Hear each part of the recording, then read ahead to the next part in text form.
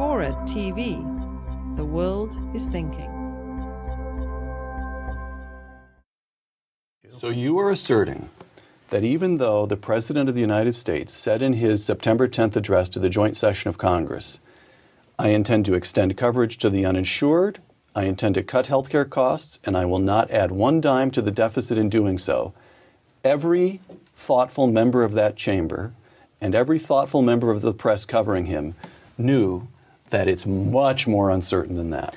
As does, I'm sure, President Obama. I mean, speaking in a political arena, you need to speak in focused terms like that. But everybody knowledgeable about this knows that there's a lot of uncertainty. But the uncertainty about the policy's effects is only the start of the problem.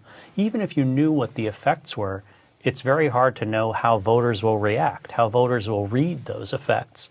And those two sources of uncertainty compounded with one another mean for a member of Congress interested, not surprisingly, in getting reelected, that they're going to be highly reluctant to back something where they may have a majority in their district or their state who end up worse off because of it or end up mad or something. Think 1993. Yes, go ahead. In 1993, the Harry and Louise commercials. What were they about? Anti-Clinton. Those proposals said, if you vote for if this passes, you might not be able to choose your own doctor. And that people thought, and members of Congress are going, gee, could that happen? And even if they thought, not quite sure, how will the voters react if my voting to it, even if it wouldn't happen, because the next election we won't know by that time. So the combination of those two things, and under conditions of uncertainty, you favor the status quo.